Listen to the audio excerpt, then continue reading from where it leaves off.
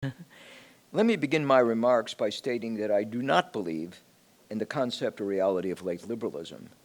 And I don't think anybody's surprised to learn that if you've read my book, After Liberalism, in which I make the argument that most of what we describe as late liberalism, whatever comes before late liberalism, is actually post-liberal, and that John Dewey is not a liberal thinker but a post-liberal thinker, and that liberalism is the major intellectual, cultural, social force of 19th century Western Europe and the United States. But at a certain point, it ends and is replaced by other forces and other dominant movements. First of all, I do have a methodological problem with the term late. As an historian, I think it is overused. It is an attempt to see as a unitary development or as part of a unitary development what may be a transitional period to something else, or which may be the beginning of something new that is happening, the newness of which we do not yet recognize entirely. But beyond that, I might say bookish argument or cavil against the word late, I would say that I'm particularly annoyed by the use of the term late liberal, something which my book After Liberalism goes into at some length. Through much of the 20th century, Anglo-American societies have applied liberal to describe distinctly unliberal activities, like building vast administrative states, which Orange has described, that aim at reconstructing the family, or allowing government bureaucrats to redistribute our earnings as a form of social engineering. This increasingly elastic use of liberals started primarily among social and welfare state Democrats more than a century ago, and this practice shows no signs of going away. The same label has been stretched to cover a wide variety of projects like destroying gender identity, degrading white people, and mutilating the bodies of minors through gender-affirming surgery. All such perverse initiatives are now described as liberal, because this operative term, so argues my work After Liberalism, has become unbounded as to meaning.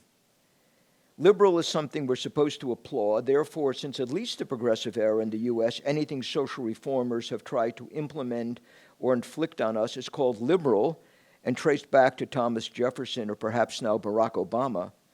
The prominent early 20th century educator John Dewey managed to give socialist experiments a catchy label by calling them liberal. Dewey distinguished between his liberalism and the older, supposedly outmoded form of this body of ideas. Apparently, his transmogrified liberalism was truly liberal because it was more about equality than the liberalism it replaced. More recently, we've had other enthusiastic claimants to the liberal title. There are classical liberals, aka libertarians, and those who view themselves as liberals because they are demanding more open academic discussion. We also have progressive zealots who insist, as did John Stuart Mill and John Dewey in earlier times, that they are perfecting liberal thought. They are carrying this heirloom to enlightened conclusions that less tolerant and less perfect liberals in the past hesitated to embrace. Our self-proclaimed liberals who have colonized our media and universities are now seeking in the name of liberalism to punish white male Christians. What is sometimes called reverse discrimination is supposed to bring forth a society of equals in which liberal ideas can finally be practiced on a supposedly level playing field. Liberalism has an historic context, and it was shaped by social, moral, and material circumstances. It was first of all the idea of the bourgeoisie, which became embodied in concrete institutions and relationships. It was not the imperfect beginning of later leftist experiments, or the preferred values of intellectuals who are hoping to fine-tune earlier leftist advances. Liberalism once had a cohesive identity. Liberals, for example, generally favored limited suffrage that excluded women and non-property holders, But they didn't take that position because they weren't fully liberal. They did so because they were seeking what was then a recognized liberal good, accountable government, while trying not to produce an excessively large franchise, which might result in property confiscation and political tyranny. In any case, these liberals believed that only the educated and propertied could muster the necessary discipline to allow constitutional government to function.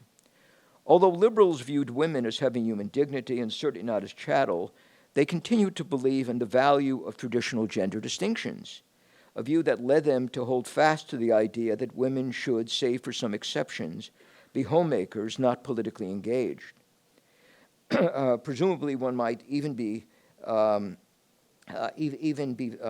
favor extending the franchise to women without being removed to liberal fellowship. But the point that I emphasize is there's nothing illiberal in terms of how liberal was understood for at least a century or more in not counting women among the enfranchised. Liberals also favored academic freedom and debating political differences, but drew critical lines as to how far they would carry their freedom principle. For example, they had a strong sense of social decency and didn't believe that political discussion should lead to violence or insulting conduct. Liberals, properly understood, as I tried to do in my work after liberalism, carried with them a heritage rooted in the Bible, classical sources, and an ingrained code of social behavior. Mind you, I'm certainly not saying that nothing in the liberal heritage can be meaningfully defended in a post-liberal age. What I am suggesting is that this excavation work becomes increasingly difficult as one moves beyond the institutions and world of thought that gave birth to a liberal order. And we should be on guard against exaggerating the extent of the victories we've achieved in trying to uphold liberal ideals in a post-liberal society. They've been extremely meager. A more relevant issue than who can appropriate the liberal label at this time is what can be done to protect us against woke totalitarians.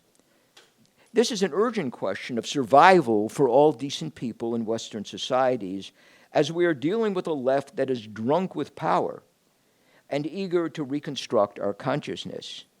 Edmund Burke's letter on the regicide peace provides a sober warning about the direction in which we may be going. In their culture, meaning that of the Jacobins, it is a rule always to graft virtue onto vices. They think everything unworthy of the name of virtue unless it indicates violence on the private. All their new institutions, and with them everything is new, strike at the root of our social nature. Precisely because the contemporary left, even more than the Jacobins whom Burke excoriated, strike at the roots of our social nature, it may be necessary to organize effectively against them. But we are not advancing that effort by imagining that we are still living in a liberal society and can successfully rebuild its institutions. We no longer inhabit that world nor enjoy that option. Counting on civility and fair play from our opposition is an utterly naive assumption. LGBT enthusiasts who have both state and media winds at their back are delighted to violate the one-time guaranteed rights of those who resist them. And this culturally radical left couldn't care less about what a white heterosexual once said and what they regard as the Stone Age about tolerance and reason. Leftist organizers in Western countries now call on mercenary mobs to do their bidding, while state administrators turn their backs on the ensuing violence, and the MSM blames such incidents on religious fanatics and white nationalists. In any case, I see less and less of a liberal aspect, even a vestigial one, and what some might still choose to call late liberalism. Thank you.